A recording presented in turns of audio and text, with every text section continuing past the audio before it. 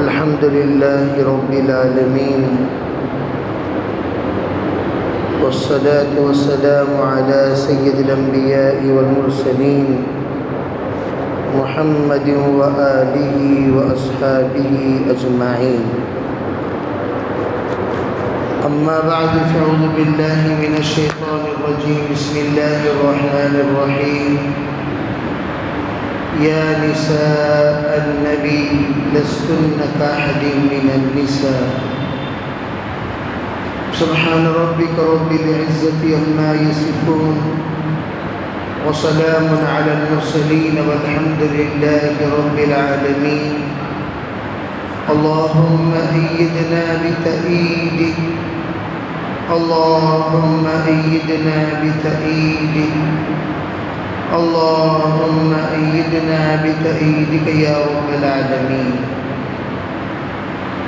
محترم معزز حضرات علماء کرام، بزرگان دین، بھائیوں بزرگوں، پردہ نشین محترم خواتین،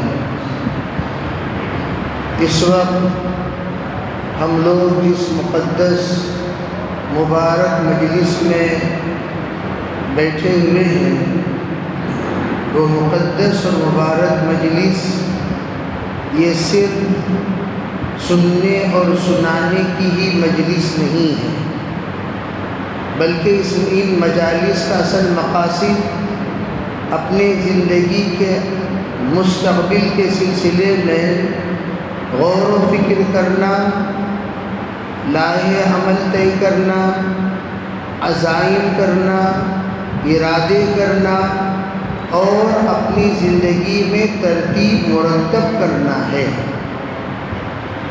اس لیے کہ ہم آج ہیں، کل نہیں رہیں گے، ہم اب ہیں، کل نہیں رہیں گے، لیکن ہمارے سامنے ہمارا ایک مستقبل ہے جس کو ہم اپنی اولاد کہتے ہیں، جس کو ہم اپنی نسل کہتے ہیں، جس کو ہم اپنا خاندان کہتے ہیں، جس کو ہم اپنے وارث کہتے ہیں، جس کو ہم اپنے پریوار کہتے ہیں اور ہمارے تمام چیزوں کے ذمہ دار کہتے ہیں. وہ کون ہے؟ وہ ہماری اولاد ہے، وہ ہماری نسل ہے، وہ ہمارے بچے ہیں، وہ ہمارے پوترے ہیں، وہ ہمارے نواسے ہیں. میرے عزیز بھائیوں، ہم تو دنیا سے رخصت ہو جاتے ہیں، لیکن ہونے کے بعد ہمارا نام لینے والا کائنات میں کوئی نہیں رہتا. اسی لیے جناب رسول اللہ صلی اللہ علیہ وسلم نے فرمایا اذا مات الانسان انقطع عنه عمله الا ثلاث. انسان دنیا سے رخصت ہوتا ہے، تمام لوگوں کا تعلق اس سے کٹ جاتا ہے، تمام اعمال کا تعلق کٹ جاتا ہے، تمام اقوال کا، افعال کا رشتہ ختم ہو جاتا ہے، یہاں تک کہ اپنی جائیداد کا رشتہ بھی ختم ہو جاتا ہے.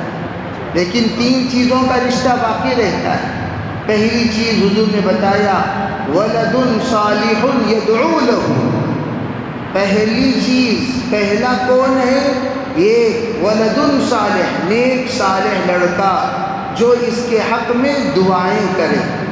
یدعو له کے معنی دعائیں کرے. اب ولد صالح کسے کہتے ہیں؟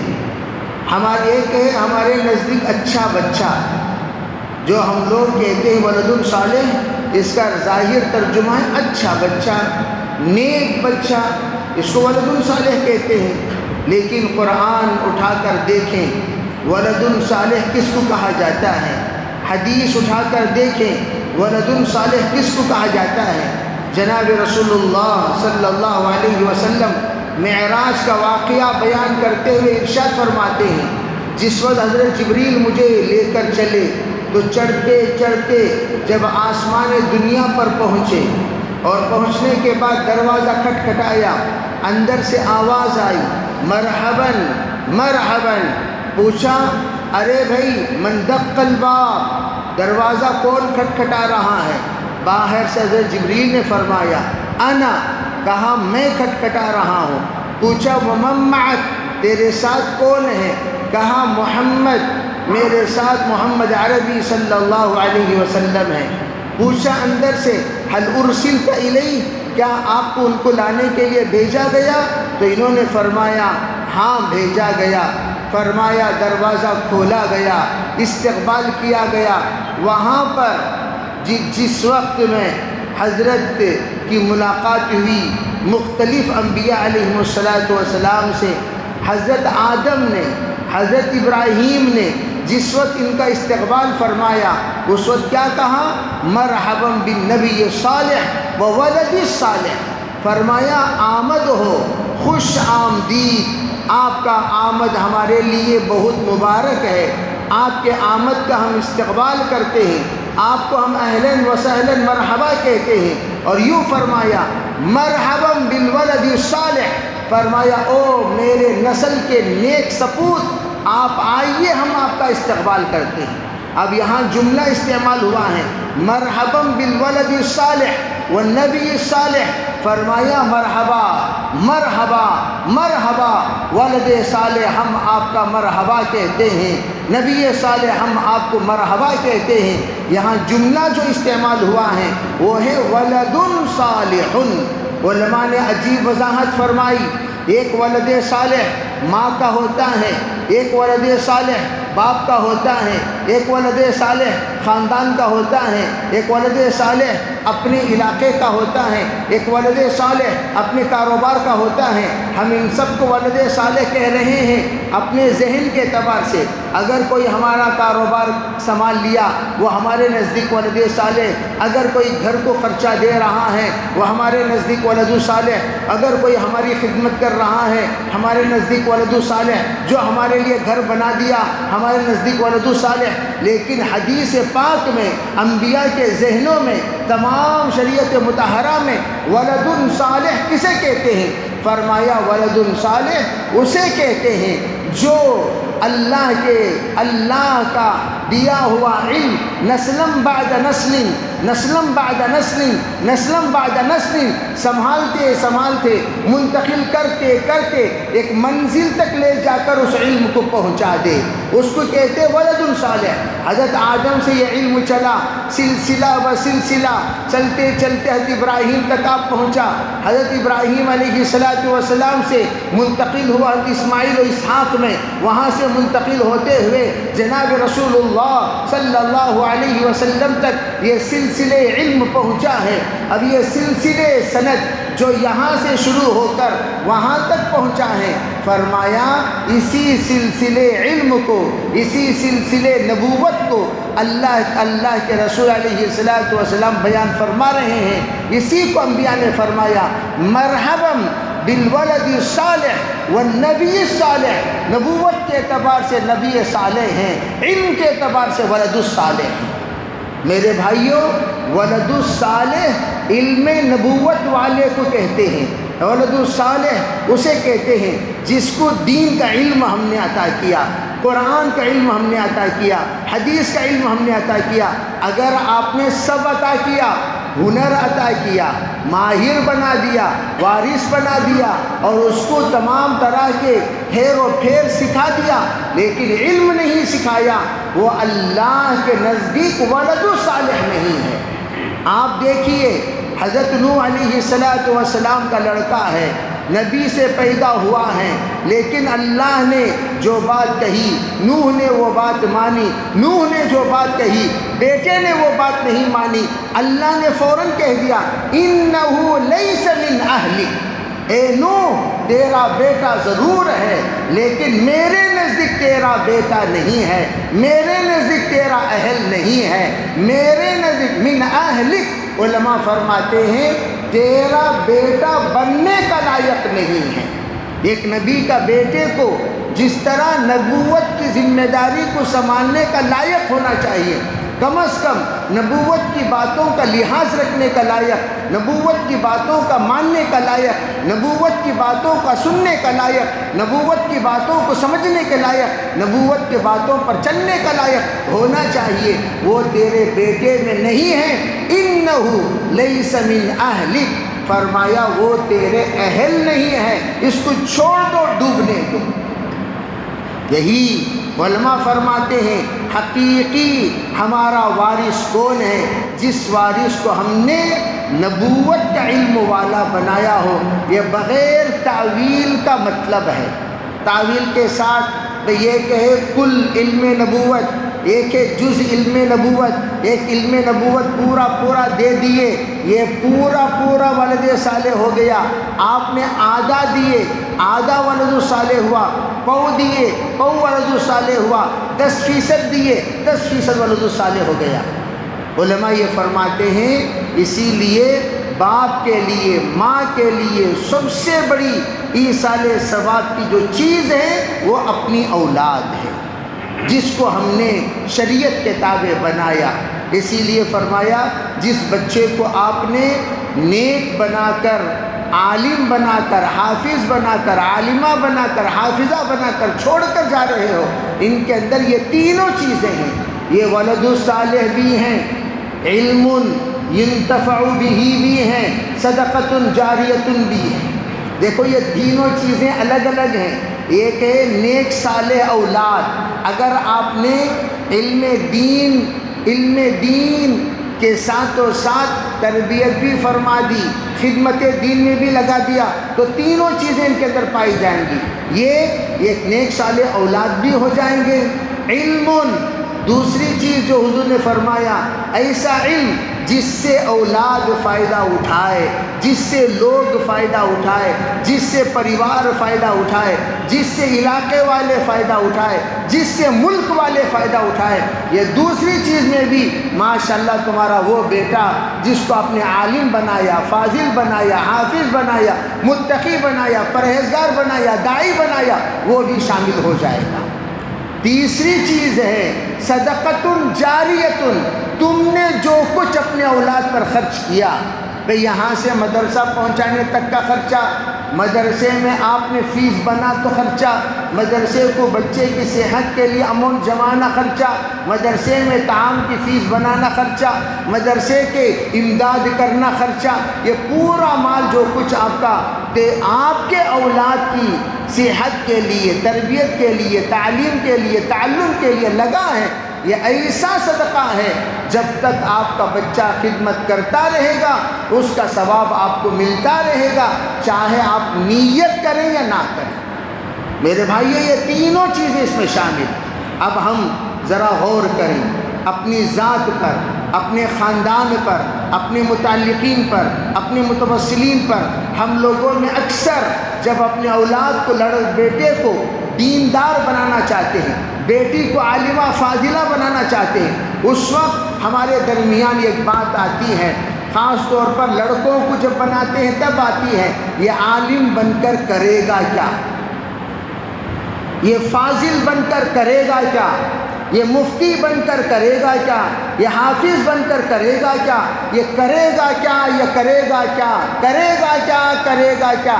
یہ سوال اس لیے پیدا کر رہے ہیں، پیدا ہو رہا ہے، بالکل آپ کے اندر یہ سوال پیدا ہونا بجا ہے، اس لیے کہ علم دین کمانے کا راستہ نہیں ہے، یہ سب جانتے ہیں، علم دین کمانے کا راستہ نہیں ہے، تبھی تو سوال پیدا ہو رہا ہے۔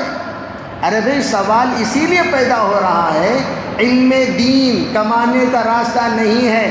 آپ ڈاکٹر بنا رہے ہیں، کمانے کا راستہ، انجینئر بنا رہے ہیں، کمانے کا راستہ، پروفیسر بنا رہے ہیں، کمانے کا راستہ، ایم ڈی بنا رہے ہیں، کمانے کا راستہ۔ وہ بچہ جو بھی بن رہا ہے وہ سب کے سب کمانے کا راستہ، اور یہ جمانے کا راستہ۔ ایک ہوتا ہے وہ کمائے گا۔ عجیب بات ایک بڑے پروفیسر نے فرمایا، ایک دینی دستار بندی جلسے میں کہا، میں یہ پوچھنا چاہتا ہوں کہ دو طرح کی ڈگریاں ہوتی ہیں، ایک دین کی ڈگری، ایک دنیا کی ڈگری۔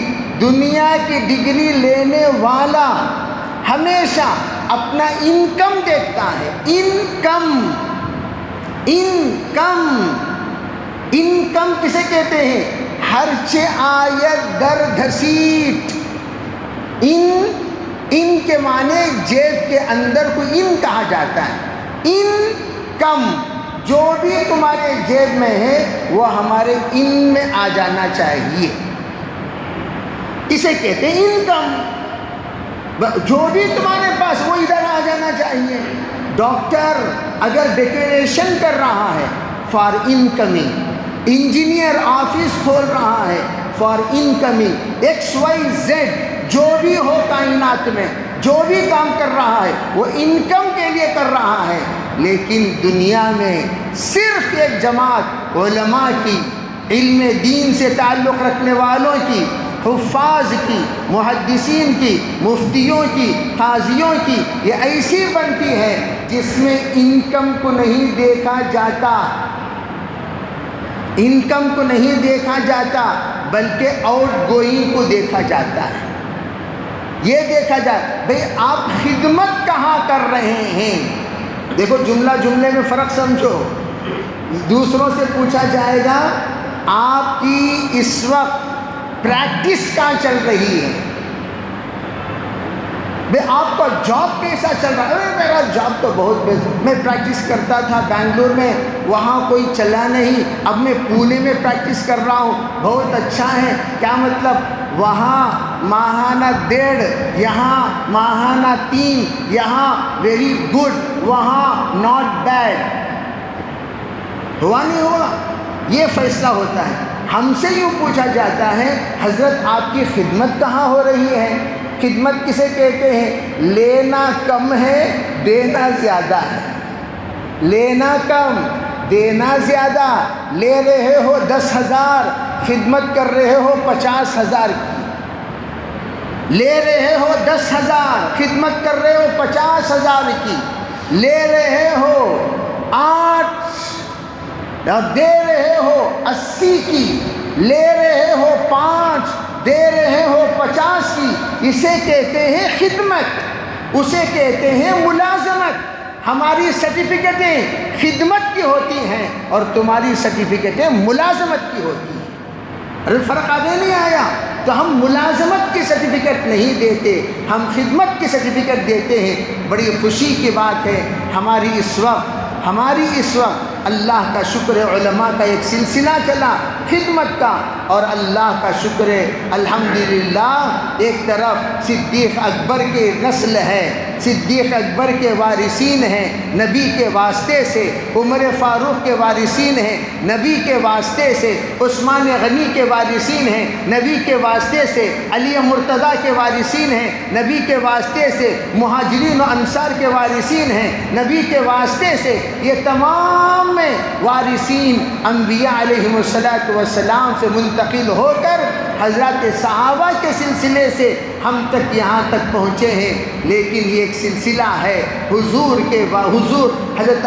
علیہ السلام کے واسطے سے حضرت خدیجۃ الکبریٰ کو، حضور کے واسطے سے حضرت عائشہ صدیقہ کو، حضور کے واسطے سے حضرت ام سلمہ کو، حضور کے واسطے سے حضرت سودا کو، حضور کے واسطے سے حضرت زینب کو، حضور کے واسطے سے حضرت صفیہ کو، حضور کے واسطے سے تمام صحابیات کو جو کچھ ملا ہے اس کا بھی ایک سلسلہ ہے. آج اللہ کا شکر ہے اللہ نے ہماری بچیوں میں 2 بچیوں کو وہ سند سے متصل کر دیا جو سند جا کر عائشہ صدیقہ سے جڑتی ہے، جو سند خدیجۃ الکبریٰ سے جڑتی ہے، جو سند اللہ نے ان تمام واسطوں کے ذریعے سے ام سلمہ سے جوڑ کر حضور اقدس صلی اللہ علیہ وسلم تک پہنچا دیتا ہے. اسی کو کہا گیا دیکھو یہ ایک سلسلہ مردوں کا جس کے تو بہت سارے مدارس ملیں گے، یہ ایک سلسلہ عورتوں کا جس کا ایک مختصر طبقہ ملے گا. 1000 علماء بنتے ہیں، 2 عالمہ بنتی ہیں، 1000 حفاظ بنتے ہیں، جو حافظہ بنتی ہیں. اس کا سلسلہ طویل ہے اور اس کا سلسلہ مختصر ہے. اللہ نے اس مختصر لڑی میں الحمدللہ ہمارے خاندان میں، ہمارے گھر میں، ہمارے محلے میں، ہمارے پریوار میں، ہمارے گاؤں میں اگر 2 بچیوں کو اللہ چن لیا، این سعادت بزور بازو نے تانا بخشت خدائے بخشیدہ. اور یہاں بیٹھے ہوئے تمام ساتھیوں کے دلوں میں یہ بات آنی چاہیے جو حضرت تھانوی نے فرمایا، منحوس جانتے ہو کون ہے؟ پوچھا حضرت بتائیے منحوس گھرانہ کون سا، منحوس خاندان کون سا؟ حضرت نے فرمایا منحوس گھرانہ وہ گھرانہ کہلایا جاتا ہے جس گھرانے میں سلسلے نبوت کی لڑی نہ ہو، سلسلے نبوت کی لڑی نہ ہو، سب سے زیادہ منحوس خاندان۔ عربی خاندان کا تعلق کسی ایک کے ذریعے سے، یہ وارثین نبی ہیں، یہ وارثین رسول ہیں، یہ وارثین صحابہ ہیں۔ جیسے ہم اگر حدیث پڑھتے ہیں، دیکھو ہماری الف بھی مستند۔ میں آپ سے یہ عرض کرنا چاہتا ہوں، اللہ تبارک و تعالی جب بھی کوئی کتاب نازل کیا تو کتاب کے ساتھ صاحب کتاب کو بھی نازل کیا۔ اللہ نے حضرت آدم علیہ السلام کے صحیفے ہیں تو اس کو سمجھانے کے لیے حضرت آدم ہیں، نوح علیہ السلام پر صحیفے ہیں، اس کو سمجھانے کے لیے حضرت نوح ہیں، حضرت ابراہیم علیہ السلام کے صحیفے ہیں، اسے سمجھانے کے لیے حضرت ابراہیم ہیں، حضرت موسیٰ علیہ السلام ہیں، تو ان کو اللہ نے تورات عطا فرمائی تو تورات سمجھانے والے حضرت موسیٰ ہیں، انجیل عطا فرمائی، انجیل سمجھانے والے حضرت عیسیٰ ہیں، زبور عطا فرمائی، زبور سمجھانے والے داؤد ہیں۔ قرآن کریم جناب رسول اللہ صلی اللہ علیہ وسلم پر نازل ہوا اور قرآن سمجھانے والے جناب محمد رسول اللہ صلی اللہ علیہ وسلم کی ذات اقدس ہے۔ من فسر القرآن برأی، جو بغیر سند کے، بغیر پڑھے کے، بغیر زانوے تلمذ اختیار کیے کہ اپنے طرف سے قرآن کی تفسیر بیان کرے، فَلْيَتَبَوَّأْ مَقْعَدَهُ مِنَ النَّارِ، وہ اپنا ٹھکانہ جہنم بنا لے۔ تو کیا پتہ چلا؟ علم سند کو چاہتا ہے، علم تم بھی پڑھتے ہو، میں بھی پڑھتا ہوں، میں پڑھتا ہوں میرے استاد سے سیکھ کر، انہوں نے ان سے، انہوں نے ان سے، انہوں نے ان سے۔ جیسے میں نے اگر بخاری پڑھی ہے تو میری بخاری کی سند حضرت شیخ نصیر احمد خان صاحب کے واسطے سے حضرت عبدالحق اعظمی رحمۃ اللہ علیہما کے واسطے سے حضرت حسین احمد تک پہنچ کر پھر وہاں سے حضرت شیخ الہند، وہاں سے حضرت قاسم نانوتوی، وہاں سے سلسلہ و سلسلہ چلتے چلتے حضرت شاہ ولی اللہ، پھر وہاں سے 14 واسطوں میں، بعض جگہ 16 واسطوں میں جناب رسول اللہ صلی اللہ علیہ وسلم تک ہماری بخاری جا کر پہنچ جاتی ہے۔ تو بخاری کی سند ہے، ابو داود کی سند ہے، مسلم کی سند ہے، ترمذی کی سند ہے۔ اگر ہم نے قرآن پڑھا تو قرآن پاک کی بھی سند ہے، ہم نے نورانی قاعدہ پڑھی ہے، نورانی قاعدے کی بھی سند ہے۔ اسے کہتے ہیں مستند عالم، مستند عالم اسے کہتے ہیں جس کی سند، یہ الف یہ کہہ رہا ہے، الف ان کے استاد نے اپنے شاگرد کو سمجھایا، ان کے استاد نے ان کو سمجھایا، ان کے استاد نے ان کو سمجھایا، الف کی بھی سند جا کر جڑ جاتی ہے اولین تک۔ وآخرین منہم، قرآن نے اسی کو ظاہر فرمایا، وآخرین منہم، آخر میں کچھ ایسے لوگ امت میں پیدا ہوں گے، لما یلحقوا بہم، جب صحابہ سے جا کر ان کی سند جڑ جاتی ہے، فرمایا وہ لوگ بھی وہی خوبیاں اختیار کرنے والے ہو جاتے ہیں جو خوبیاں صحابہ نے اختیار فرمائی، جس کو دوسری جگہ قرآن کہتا ہے والذین اتبعوہم بإحسان رضی اللہ عنہم ورضوا عنہ۔ آج تمہاری سند رضی اللہ عنہ کی سند ہو گئی، ورضوا عنہ کی سند ہو گئی۔ اللہ کا شکر، اس میں سے 2 بچیاں ہماری مستند ہو گئی ہیں۔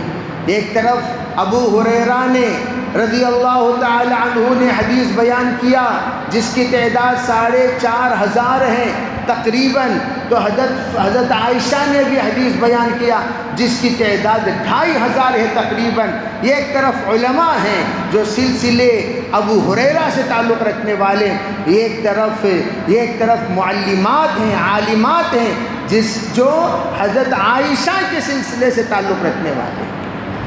اس لیے میرے عزیز بھائیوں، یہ سلسلہ بسلسلہ آگے بڑھتے ہوئے الحمدللہ ہمارے یہاں بھی پہنچ گیا۔ اس پر ہم بہت شکر گزار ہیں۔ مستند عالمات فاضلات ہمارے درمیان موجود ہیں۔ آج ہم ان فاضلات سے کہیں گے، فاضلات کے خاندان والوں سے کہیں گے، ان کے گھرانوں سے کہیں گے، لستن یا نساء النبی لستن کاحد من النساء، وہی بات جو بات اللہ نے نبی کی بیویوں سے کہا، او نبی کی بیویوں تم عام بیویوں کی طرح نہیں ہو،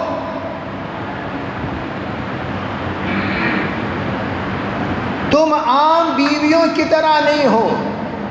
کیا مطلب؟ یہ کہ عام بیوی، یہ کہ تمہارا شوہر کون ہے جانو، یہ امام الانبیاء ہے، سید المرسلین ہے، شافع محشر ہے، یہ کائنات کا امیر ہے، یہ کوئی معمولی ہستی نہیں ہے جس کے تم بیوی ہو۔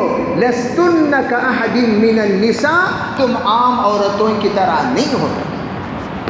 آج ہماری بچیاں عالمہ فاضلہ بن گئیں، ہم ان کی ماں سے کہیں گے لستن کاحد من النساء، تم عام ماؤں کی طرح نہیں ہو۔ ہم ان کے باپ سے کہیں گے لستن کاحد من النساء، تم عام باپ کی طرح نہیں ہو۔ ہم ان کی بہنوں سے کہیں گے لستن کاحد من النساء، تم عام بہنوں کی طرح نہیں ہو۔ ان کے خاندان کی عورتوں سے کہیں گے لستن کاحد من النساء، تم عام خاندان کی عورتوں کی طرح نہیں ہو۔ ہم ان کے گھر والوں سے کہیں گے لستن کاحد من النساء، تم عام گھرانوں کی طرح نہیں ہو۔ تم بھی ایسے ہی رسومات میں مبتلا ہو گئے جیسے دوسرے، بے حیا ہو گئے جیسے دوسرے، بے شرم ہو گئے جیسے دوسرے، بے غیرت ہو گئے جیسے دوسرے، تم بھی غیر شرعی حرکتیں کرنے لگے جیسے دوسرے۔ فرمایا تمہاری گرفت دوسروں کی گرفت سخت ہوگی۔ وہ جاہل ہیں جو کر رہے ہیں، تم عالمہ کے متعلقین ہو، تم خالہ ہو تو عالمہ کے، تم چچی ہو تو عالمہ کی، تم پھوپھی ہو تو عالمہ کی، تم نانی ہو تو عالمہ کی، تم بہن ہو تو عالمہ کی، تم ماں ہو تو عالمہ کی، تم اگر پڑوس ہو تو عالمہ کی۔ فرمایا تمہیں ان تمام تعلقات کو لحاظ رکھتے ہوئے زندگی میں پھونک پھونک کر چلنا چاہیے۔ اور یہ سلسلے نبوت جو حضرت تھانوی نے فرمایا، وہ اپنے خاندان میں ایک لڑی پرونے کے لیے یہاں جوڑا گیا۔ حضرت مولانا یوسف رحمۃ اللہ علیہ سے پوچھا گیا، حضرت ہم دعوت و تبلیغ میں لگے رہتے ہیں، ہم کب تک اپنا کام آگے بڑھاتے ہوئے چلیں؟ حضرت نے ایک ہی جملہ فرمایا، جب تک تمہارا سوچ، تمہاری فکر، تمہارے جذبات، تمہارے خیالات، تمہارا ایک ایک قدم آخرت کے لیے نہ ہو جائے تب تک کام کرتے رہو۔ حضرت کے شاگردوں سے پوچھا اس کا مطلب کیا ہے؟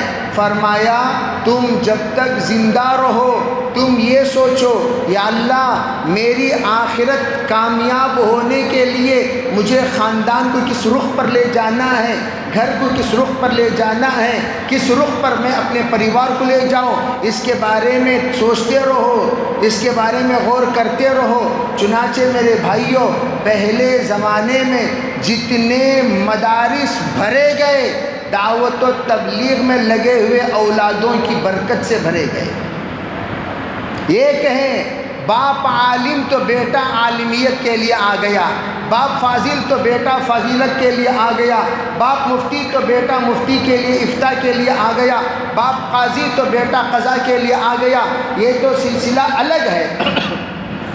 ایک جاہل کے گھر میں عالم بنے ہیں، فاضل بنے ہیں، اور مفتی بنے ہیں، قاضی بنے ہیں، حافظ بنے ہیں، بالکل ان پڑھ انسان کے گھر سے، وہ دعوت کی برکت سے۔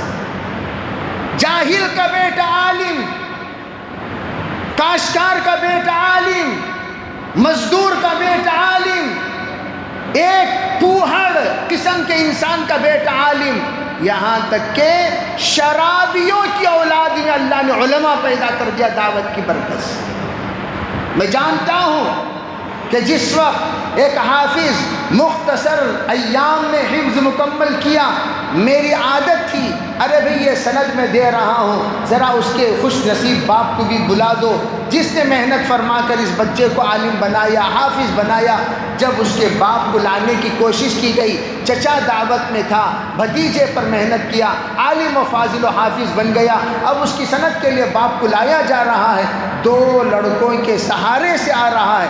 پتہ چلا اس وقت حضرت وہ حالت میں نہیں ہے کہ سیڑھی چڑھ سکے، وہ حالت میں نہیں ہے گفتگو کر سکے، وہ حالت میں نہیں ہے کہ ہم کچھ کہیں اور وہ کچھ بولیں، اور وہ حالت میں نہیں ہے کہ ہماری باتوں کو وہ سمجھے۔ ہم نے کہا جہاں ہیں بھئی وہ معذور ہیں، طبیعت ناساز ہے، ذرا ان کو وہیں پر بٹھا دے، پردہ پوشی کر دیا۔ بعد میں روتے ہوئے بچے نے کہا میرے باپ 24 گھنٹے اسی حال میں رہتا ہے۔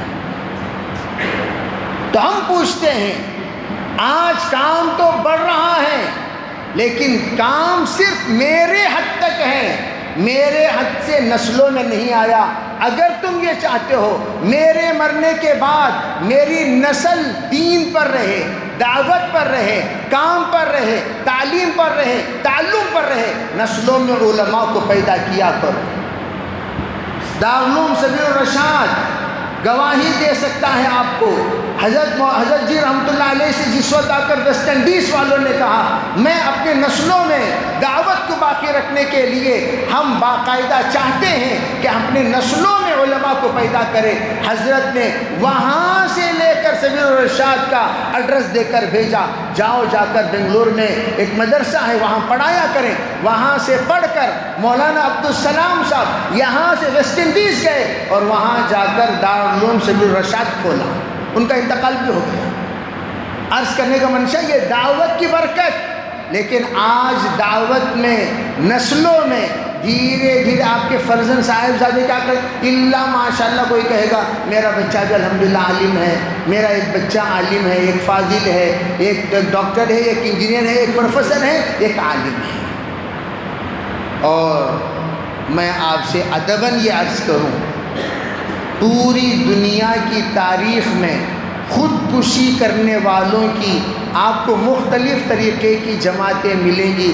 اگر اطمینان کے ساتھ کوئی سکون سے زندگی گزار رہا ہے، میں تو کہتا ہوں بوریا نشی میں سجادہ نشی، بوریا نشی میں سجادہ نشی، اگر آپ دیکھنا چاہتے ہو تو علماء کو دیکھ سکتے ہیں۔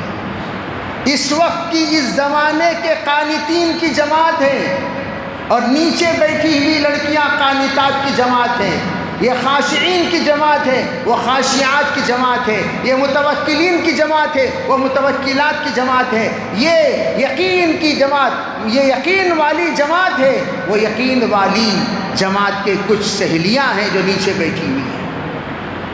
یہ موقنین و موقنات، یہ مسلمین و مسلمات، اس سلسلے کو اللہ نے الحمدللہ جاری فرما دیا۔ اس پر ہم مبارکبادی دینے کے ساتھ آپ سے یہ گزارش کرتے ہیں اس سلسلے کو اپنے نسلوں میں بھی جاری فرمائیں۔ کرو گے بھی انشاءاللہ؟ آپ کی بچی کیا پڑھی ہوئی ہے؟ بی کام، ٹھیک ہے، بہت اچھی ہے، لیکن بی کام کرنے کے بعد تو جہاں دنیا میں کام کے لیے یہ دیکھو، ہم دارالقضا میں بیٹھے رہتے ہیں، روزانہ 10 مسئلے چاہے بیٹھے یا نہ بیٹھے سنتے رہتے ہیں، ٹھیک ہے بھائی۔ اور اکثر جہاں کمانے والی لڑکی جس سے رشتہ لڑکا تلاش کرتے ہوئے کر رہا ہے تو وہ 2 ہی طرح کے لڑکے ہوں گے۔ نمبر 1 سوماری لڑکا، جس کے دل کے اندر کام چور ہے، انہیں شادی کیوں کرتا ہے سو معلوم؟ بھائی میں کماؤں یا نہیں نہ کماؤں، میری بیگم تو ہے ہی، یہ آفس کو جاتی رہے گی، منتلی لاتی رہے گی، ہم یہاں شاہی دربار میں بیٹھے رہیں گے اور عام محترمہ کی کمائی کھاتے رہیں گے۔ ایک تو سوماری۔ دوسری بات جس کو اللہ پر رتی برابر بھروسہ نہیں ہے، آپ حضرات بزرگان دین بیٹھے ہوئے ذرا بتائیے، پہلے زمانے میں بچوں کی تعداد 12، 13، 15، 16، 20، 22 تھی نہیں تھی؟ اور آج V2 hours 1 کیوں ہے؟ نہیں مولانا آگے کیسا سنبھالنا؟ ارے اللہ کے بندے، تیرا باپ مزدور تھا، 18 کو سنبھالا، تیرا باپ کاشتکار تھا، 20 کو سنبھالا، تیرا باپ ایک ڈرائیور تھا، اس نے 17 کو سنبھالا، اور تو انجینئر ہے، ڈاکٹر ہے۔ V2 hours 2، V2 hours 1، we gather hours never۔ یہاں پر کیوں آ کر پہنچ گئے ہو بھائی؟ ڈر کل کیا ہوگا، بچوں کو کیسا پالنا۔ لیکن میرے عزیز بھائیوں، پالنے والی ذات تو اللہ کی، ہم نہیں پالتے۔ اس لیے میں ادباً آپ سب سے گزارش کرتا ہوں، نیت کرو انشاءاللہ ہم سب اپنے نسلوں میں متوکلین کی جماعت، جس کو علماء کی جماعت کہتے ہیں، اس کا سلسلہ جاری رکھیں گے۔